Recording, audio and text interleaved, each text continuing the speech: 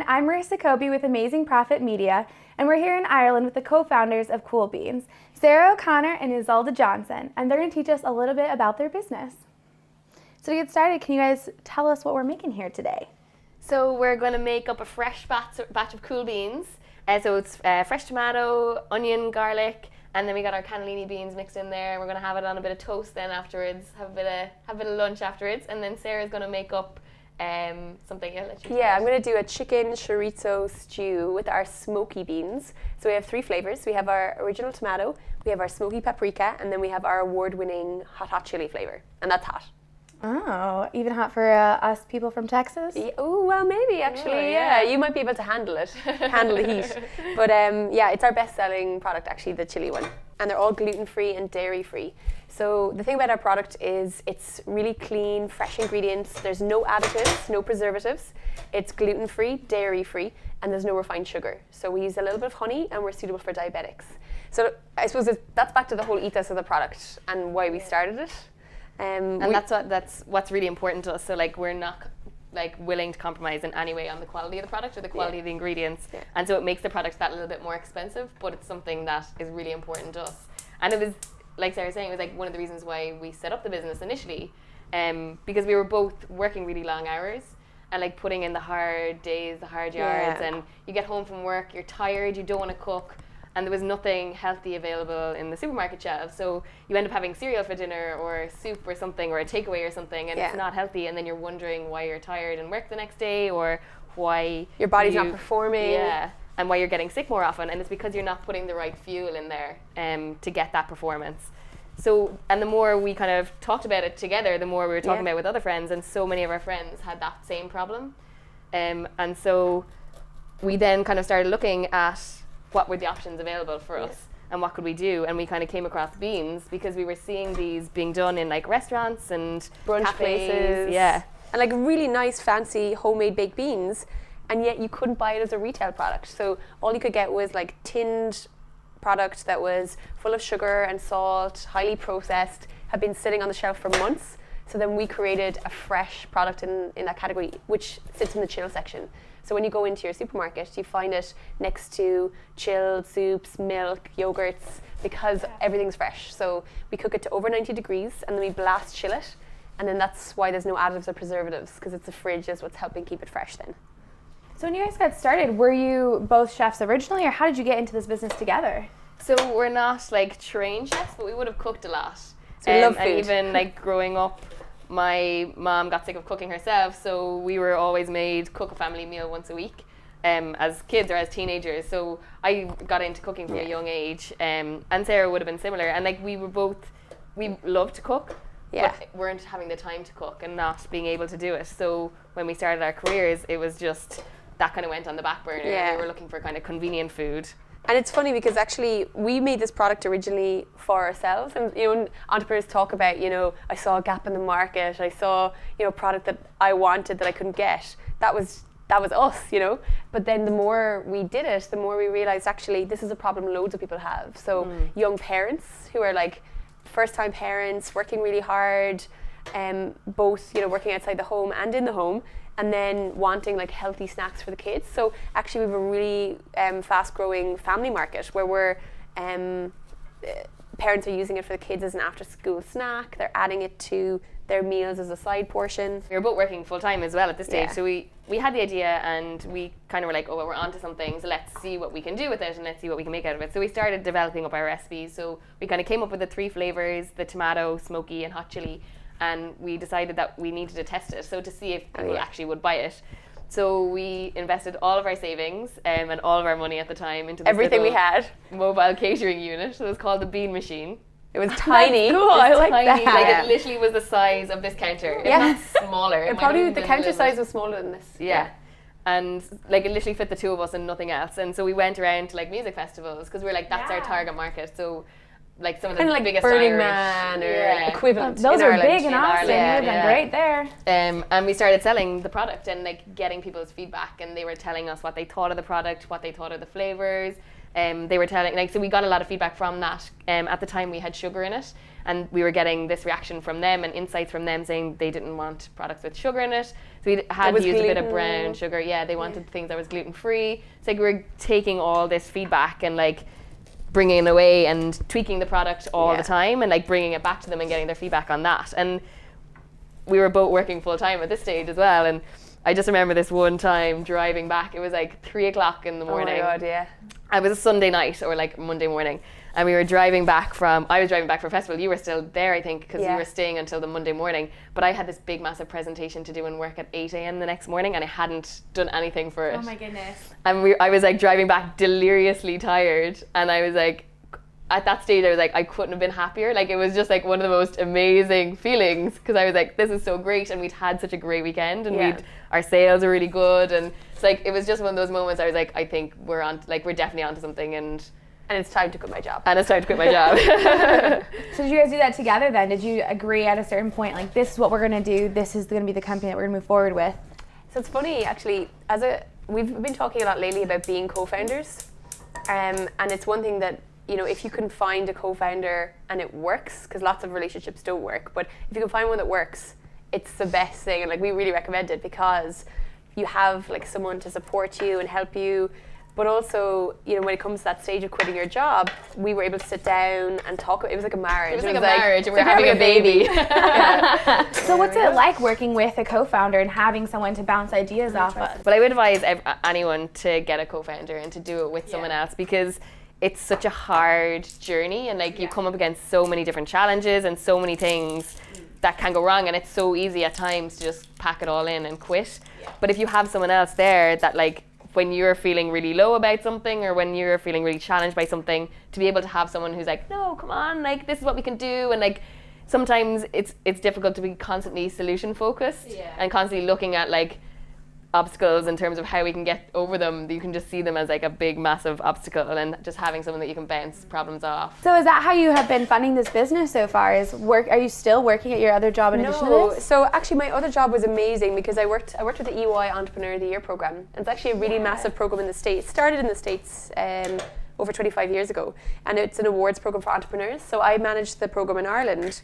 So, and that's originally where we met. So Isolde was interning, and it was my first job out of college. So we were meeting loads of entrepreneurs and learning from them and being inspired by them, but also seeing, you know, how hard it was as well. So I think that's another reason why we became co-founders, is because we knew it was going to be really tough, you know. But I was working there, and I went part-time before I completely quit my job. So they were, you know, knew I was doing the business. They were really supportive. They really kind of put their money where their mouth was in terms of supporting entrepreneurship, like letting me go part-time.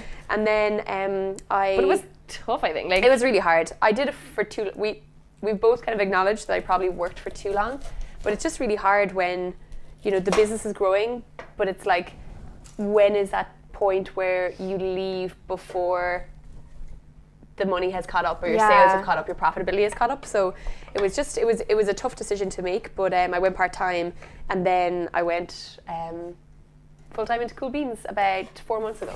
We used to do it all in our kitchen. We actually don't anymore, but this is how we started, and when we're testing new recipes and testing new products, we do it all in our kitchen. So it's nice. Like, we always enjoy being back here to like cooking, do that sort of stuff. Yeah. So that's where we started, and like when we started out, obviously we'd be cooking in like the morning or the evening, and you'd go to work during the day, and then you go to the festival at the weekend. So like, it was crazy, but it was great fun. We were talking the other day about an opportunity. We had a massive opportunity at the beginning to send product down to a big customer, and that customer is now our largest customer, and has been for the last kind of 18 months. And we cooked until like 4 o'clock in the morning, making beans and like filling containers and like putting ribbons around the containers and stickers, and like it was like the early days of bean making. I mean, put them in these like little glass jars, like, which is like totally impractical, because glass is like breakable.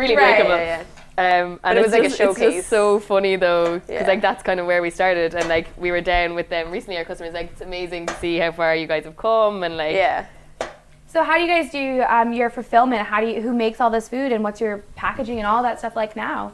So like we kind of decided early on, well, we had been making ourselves, but for the retail product, we kind of decided early on that we wanted to adopt an outsourcing model. So we kind of drove around the length and breadth of the country and like looking for partners and looking for someone that we really trusted to make this product, because it's so important to have someone that you trust and someone that believes in what you're doing as well. And we drove the length and breadth of the country. We met about 10 different companies, and either the quality of the product wasn't there or the relationship wasn't there, but like we ended up settling on the partner that we have now, and they've been working with us for the last year and a half, about 18 months, and they've been amazing, and we spend a lot of time with them. Like we're with them every second week at least. Yeah. And they cook all the food.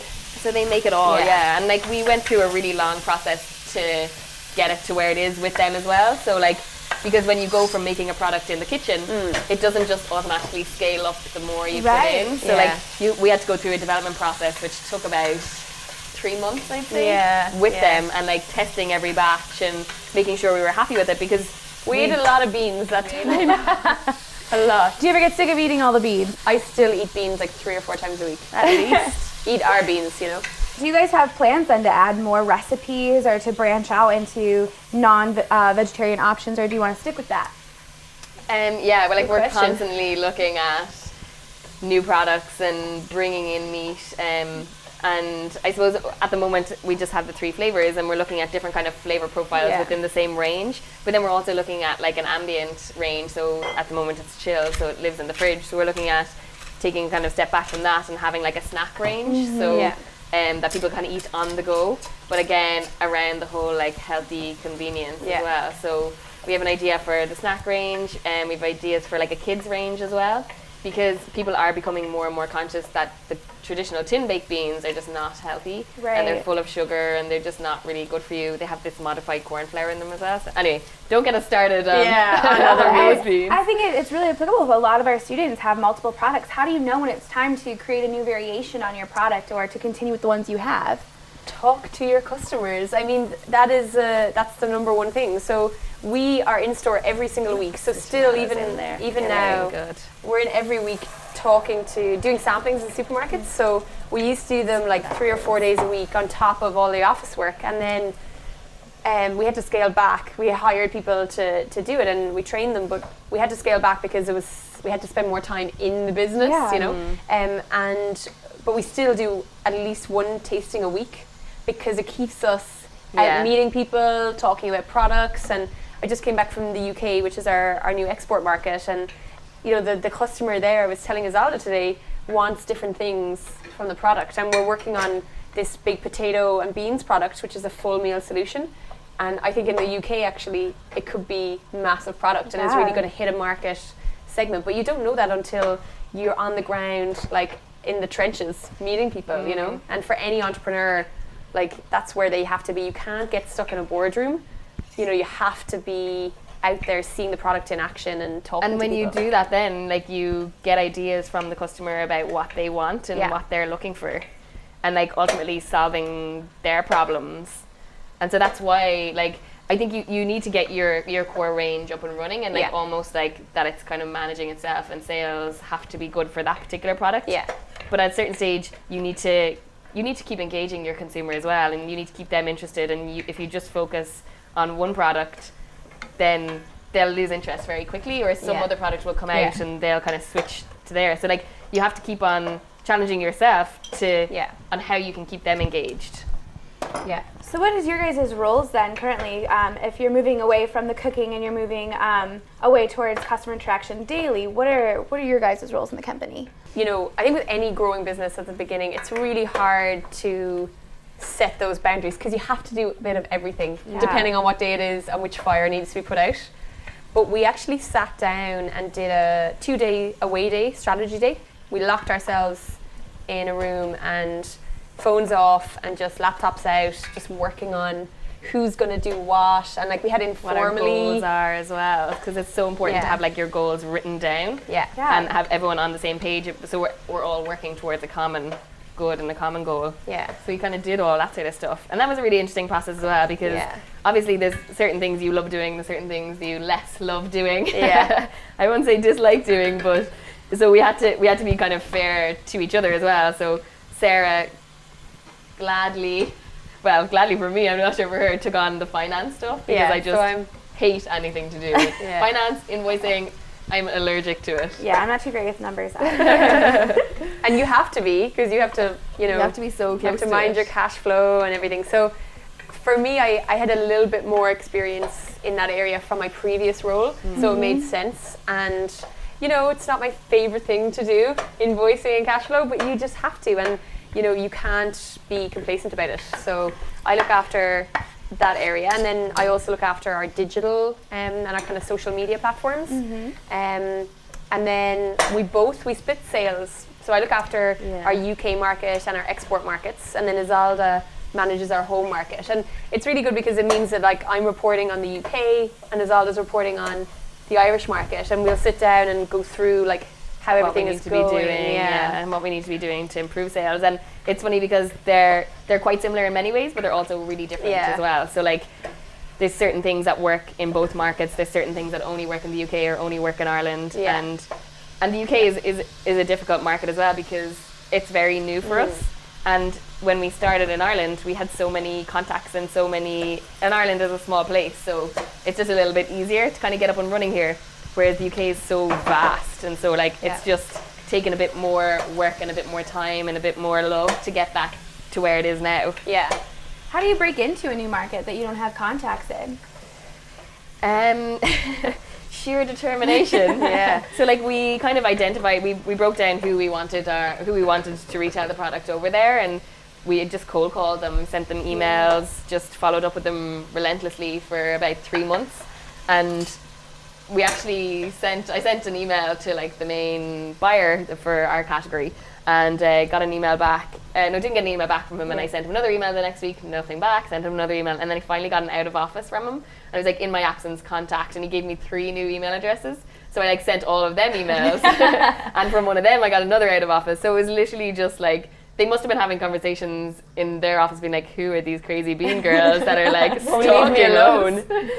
But that was it. And eventually about 2 months later, 3 months later, they came back and they were yeah, we'd be willing to meet you. And then we went over, and then we were really able to sell the whole story to them. And we would say that, not that we're naive, but kind of naive, just in terms of we just don't see those barriers and we just go for it, and we just don't have a fear of failing, I suppose, in that way. I think that's every entrepreneur, because you wouldn't do it otherwise. The risks are so huge that you will fail and lose your reputation, your money, everything, that you have to have this blind faith / naivety, or you would never do it, Do you guys offer recipes and suggestions for people on your website? Yeah, so we have a whole section on our website, and then we also put them on our social media, our Facebook and our Instagram, every week as well, so people can see new ways of using the product. And people are really nice. They email us in pictures and recipes they've made, and then I met a guy in the supermarket the other day, and he makes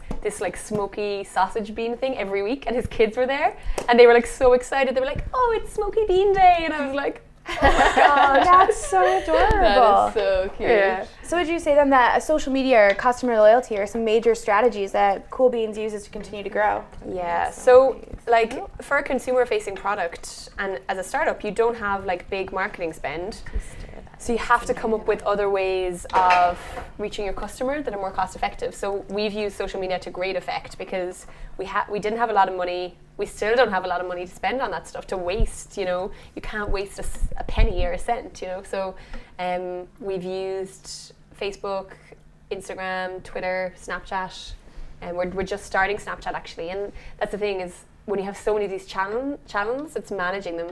And we were talking to some new food entrepreneurs the other day, and we were saying, the worst thing you can do is have lots of channels with no activity. So pick one, get activity going, and then do it really well. So do you guys have a Cool Beans cookbook? Is that something that's on the horizon potentially?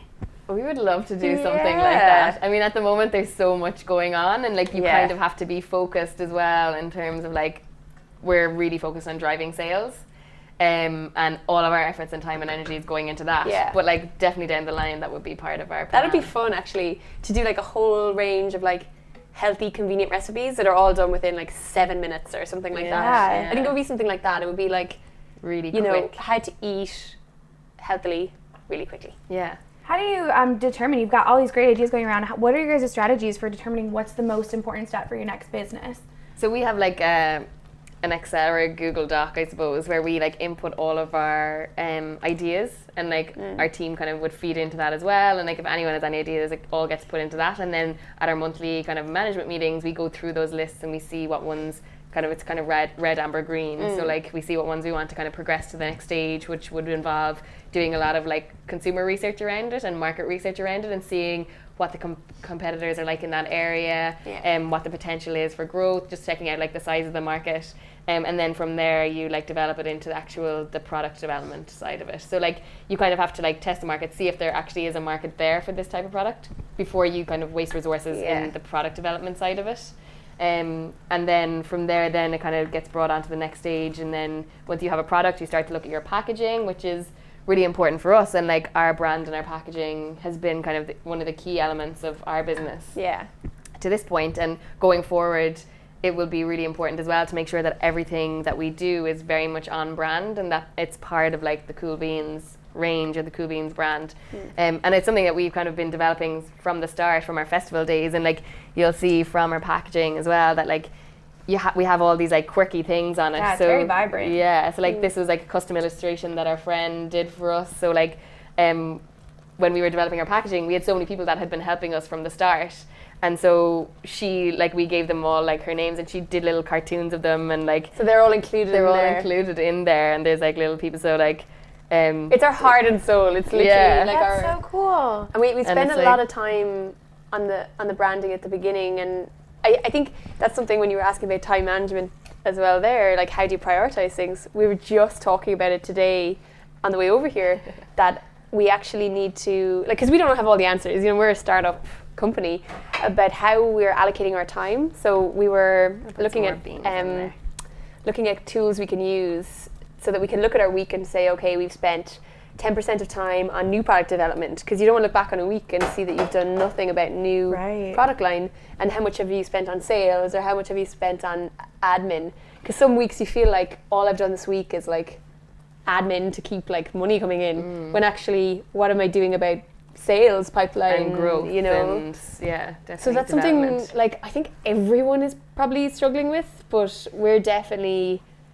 trying to monitor it a bit more now and discipline ourselves, and that the team have more discipline around it, so we can look back as a team as well and say, okay, this week we spent loads of time on sales, great, but now next week we need to spend a bit more time on administration or new product development or customer experience, so it's something that we're definitely learning and improving, and if anyone has any tips, get in touch. It's just one of those things, I think, that you get better like the more you do it, and again it's like getting into the habit of doing it. So like we try to have our like monthly meetings and our weekly team meetings then as well, so like it's just making sure you're constantly looking back and reflecting on what you're doing and whether it's working or not working, and then planning for the future and setting goals for each other, because like Sarah said, you can get to the end of the week, like I can't believe it's March. Do you know what I mean? I don't know what happened to January and February. And like you don't want that to happen to a year. So like we've been really working this year on just like kind of trying to identify what we are doing and how we can do that better and how we can do that more efficiently. It's been really fast. We're still a small company, but we're growing rapidly. So we launched 18 months ago in retail in 5 stores, and then we grew rapidly to 35 and then 223, and to be nationwide in Ireland, and then exporting to the UK. So 18 months later, we're now in 365 stores across Ireland and the UK, an exporting food company, and and a growing team as well. So like it started off with just me full-time and Sarah part-time. Now there's 3 of us full-time. We're taking on a further 3 people next week. So it's expanding rapidly, and like we're just so excited about where it's going and the possibility and the opportunities for us. That's amazing. So we're working 7 days a week at the moment. Full-time jobs. So do you guys want to have a little taste of it then? Yeah. You want to eat something? Definitely try. We'll get a bit hungry when see how good I was at stirring. Might be a little bit off. Which is really, really good. Great. Good. Let's go ahead and eat this. Yeah, brilliant. Okay, perfect.